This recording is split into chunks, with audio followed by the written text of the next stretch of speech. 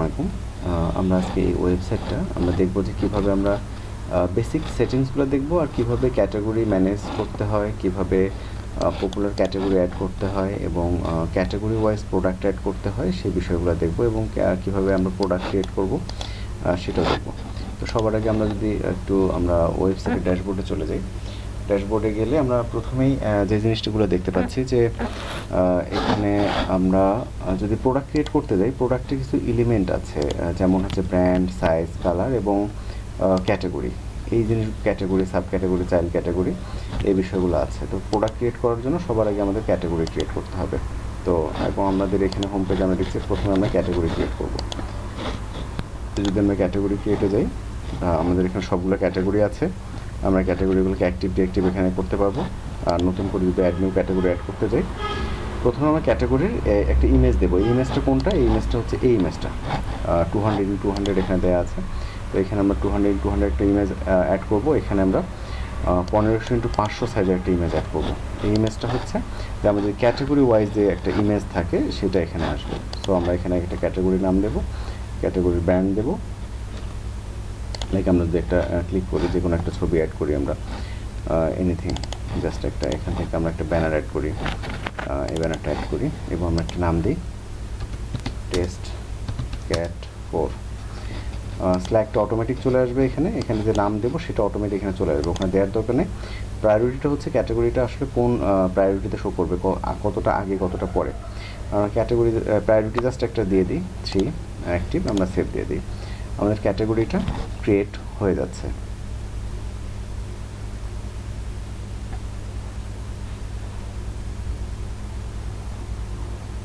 আমাদের category create হয়ে গেছে। এখন যদি আমরা একটু নিচে দেখি, আমরা একটু বাড়িয়ে দিই সংখ্যা, আমাদের টেস্ট ক্যাট 4 এটা ক্রিয়েট হয়ে গেছে। আমাদের ছবি দেখতে পাচ্ছি। এটা যদি আমরা হোম পেজে শো করি তাহলে আমাদের ব্যানারটাও সহ চলে আসবে। ওকে, তাহলে আমরা ক্যাটাগরি ক্রিয়েট করে ফেললাম। সাব ক্যাটাগরি যদি ক্রিয়েট করতে যাই, একইভাবে আমরা অ্যাড নিয়ে যাব। এখানে আমরা ছবি দেব এবং এইটা কোন ক্যাটাগরির সাব ক্যাটাগরি, সেই মাদার ক্যাটাগরিটা আমরা এখানে সিলেক্ট করে দেবো, গ্রোসারি বা বেবি প্রোডাক্টস। তারপরে সাব ক্যাটাগরির নাম দেবো, স্ল্যাগটা তো অটোমেটিক আসবে, তারপর সেভ দিয়ে দেবো। তো এইভাবে আমরা ক্যাটাগরি ক্রিয়েট করব। আর এই ক্যাটাগরিগুলোকে যদি আমরা হোম পেজের শুরুতেই যাই, অ্যাক্টিভ ডিঅ্যাক্টিভ করলে এখান থেকে চলে যাবে। যেগুলো অ্যাক্টিভ ক্যাটাগরি সেগুলো এখানে আসবে। আর আরেকটা বিষয় হচ্ছে এইখানে আছে পপুলার ক্যাটাগরি। পপুলার ক্যাটাগরি বা ফিচার্ড ক্যাটাগরিগুলো কীভাবে সেট করব, সেই জিনিসটা যদি এখানে আমরা যাই, দেখেন ফিচার্ড ক্যাটাগরি নামে একটা অপশন আছে, ম্যানেজ ক্যাটাগরি সবার শেষে ফিচার্ড ক্যাটাগরি। তো ফিচার্ড ক্যাটাগরিতে যে ক্যাটাগরিগুলো থাকবে সেগুলাই আমার এখানে শো করবে। হোম অ্যাক্সেসরিজ এখানে প্রথমে আছে। তো হোম অ্যাক্সেসরিজের প্রায়োরিটি হচ্ছে 1। তো এইভাবে আপনি প্রায়োরিটি দিতে পারবেন। এবং আমরা যদি সবার শেষে দিই গ্রোসারির প্রায়োরিটি হচ্ছে 10। সো সবার শেষে গ্রোসারি। তো এইভাবে আপনি নতুন ক্যাটাগরি যদি অ্যাড করতে চান, ক্যাটাগরি থেকে যেগুলোকে পপুলার হিসেবে শো করতে চান, এখানে ক্রিয়েট করে একটা ক্যাটাগরি সিলেক্ট করে দিবেন, ক্যাটাগরির প্রায়োরিটি দেবেন, সেভ দিবেন। তাহলে ওই ক্যাটাগরিটা এখানে শো হবে এবং প্রায়োরিটি ওয়াইজ শো হবে। যদি আপনি এখানে যদি 2 নম্বর দেন তাহলে এরপরে চলে আসবে, যদি 11 নম্বর দেন তাহলে গ্রোসারির পরে চলে যাবে। তো আমরা এখানে পপুলার ক্যাটাগরি বা ফিচার্ড ক্যাটাগরি অ্যাড করা দেখে নিলাম। আর এই যে ক্যাটাগরিগুলো আছে, এটা আপনার যে কোনো অ্যাক্টিভ ক্যাটাগরি থাকলে এখানে চলে আসবে, আর সাব ক্যাটাগরিগুলো তো ওভাবেই আসবে। তো এরপরে পপুলার প্রোডাক্ট, যে প্রোডাক্টগুলো সবচেয়ে বেশি সেল হয়েছে সেগুলো পপুলার প্রোডাক্টে আসবে। আর এরপরে আমরা একটু দেখতে পাচ্ছি একটা করে ব্যানার আসে এবং একটা ক্যাটাগরির নাম আসে এবং সেই ক্যাটাগরির প্রোডাক্ট আসে। আবার এরপরে আবার একটা ব্যানার আসে, একটা ক্যাটাগরির নাম আসে এবং সেই ক্যাটাগরির প্রোডাক্টগুলো আসে। এটা কীভাবে আসবে? আমরা যদি এখানে দেখি হোম প্রোডাক্ট স্লাইডার নামে একটা অপশন আছে।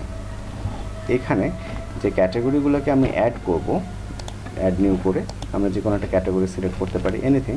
তাই লাইক টেস্ট ক্যাট 4, এটা প্রায়োরিটি দিচ্ছি, দিয়ে আমরা জাস্ট অ্যাড করে দিলাম।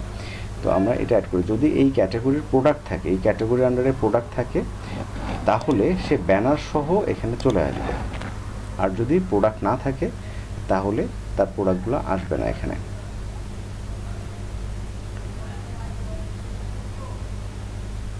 ওকে, যেহেতু আমাদের এই টেস্ট ক্যাট 4-এ আমাদের কোনো প্রোডাক্ট, অ্যাক্টিভ প্রোডাক্ট নাই, এই কারণে আমাদের এইখানে এই ব্যানার সহ আসছে না, বাট যদি থাকে তো চলে আসবে।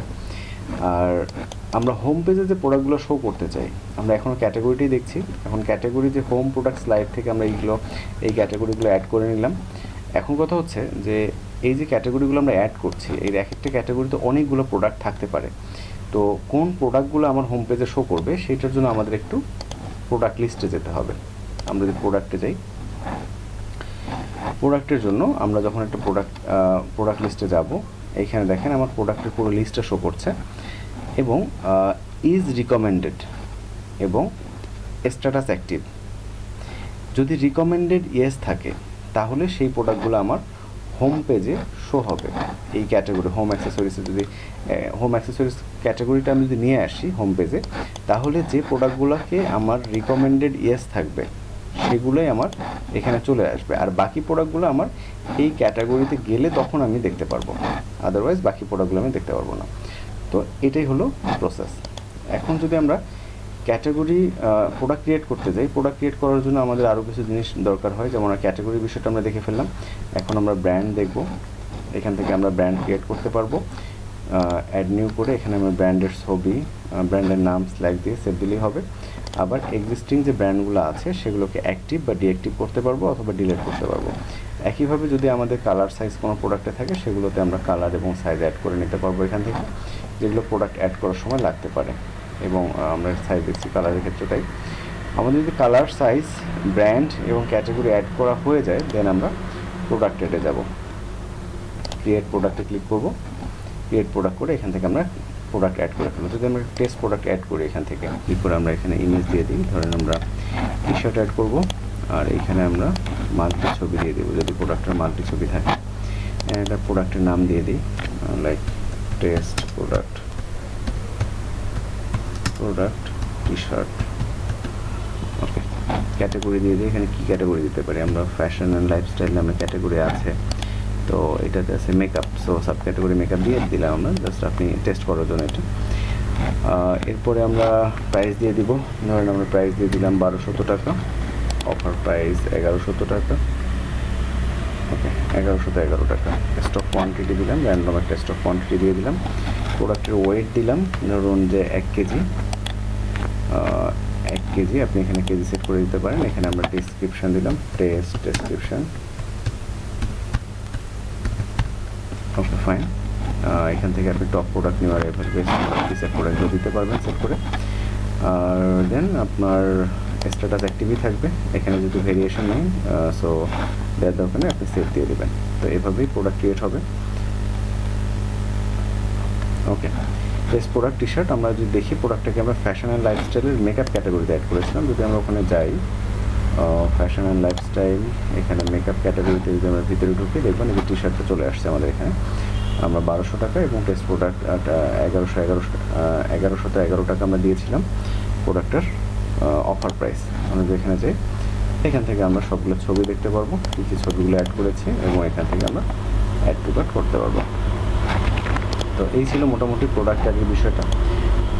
এরপরে আপনি এখান থেকে ইউজার্স দেখতে পারবেন, অর্ডার যা আসবে এখানে অল অর্ডারসে গিয়ে আপনারা অর্ডার ম্যানেজ করতে পারবেন। অর্ডারে pending, process, courier, on hold, complete, cancel, return এগুলো আছে। আর পাশাপাশি এখানে প্রমোশনাল অফার আছে, flash sell, coupon, shipping rule, free shipping, এই বিষয়গুলো আছে। শিপিং রুলে গিয়ে আপনি কত টাকা শিপিং দিতে চান এবং কত চার্জ করতে চান সেগুলো এখানে সেট করতে পারবেন। আপনি ফ্রি শিপিং অফার দিতে পারবেন। কোনো প্রোডাক্টে যদি আপনার ফ্রি শিপিং থাকে তাহলে ওই প্রোডাক্টের শিপিং চার্জ যোগ হবে না, সেটা এখান থেকে আপনি অ্যাড করতে পারবেন। এখানে প্রোডাক্টের নাম সার্চ দিলে চলে আসবে। এরকম আরও অনেক কিছু আছে। সেটিংসে গিয়ে মোটামুটি আপনি সেটিংসে এখানে আপনার পিক্সেল সেট আপ, গুগল অ্যানালিটিক্সের সেট আপ, লোগো, এখান থেকে লোগো আপনি সেট করতে পারবেন। আপনি যে লোগোটা আপনার ওয়েবসাইটের জন্য রাখতে চান সেটা, ফেসবুক পিক্সেলের জন্য এখানে পিক্সেল সেট আপ করবেন, করে আপডেট দেবেন। সো আর এমপ্লয়ি লিস্টে গিয়ে আপনি এখানে এমপ্লয়ি অ্যাড করতে পারবেন। নিউ এমপ্লয়ি যদি অ্যাড করতে চান এখানে এমপ্লয়ি ইউজার নেম দেবেন, এমপ্লয়ি ইমেল, এমপ্লয়ি কী রোল থাকবে, এমপ্লয়ির ওয়ার্কার থাকবে নাকি অ্যাডমিন থাকবে নাকি কী থাকবে সেটা সেট করবেন, পাসওয়ার্ড দিয়ে দেবেন। সো মোটামুটি এখানে আসলে খুব বেশি অনেক বেশি জটিল ফাংশন কোনো কিছু নাই, খুবই সিম্পল ফাংশন। আর আপনাদের যখন অর্ডার আসবে, অর্ডারের এখানে কুরিয়ার এপিআই আছে, পাঠাও, রেডেক্স এবং স্ট্রিট ফাস্ট। তো আপনারা যখন অর্ডার আসা শুরু হবে তখন আমি পাঠাও, রেডেক্স এবং স্ট্রিট ফাস্ট কীভাবে সেন্ড করবেন, কীভাবে ইউজার অ্যাসাইন করবেন এই অপশনগুলো দেখলে আপনারা বুঝতে পারবেন, তারপর আমি ওটা নিয়ে আরেকটা ভিডিও করে দিব।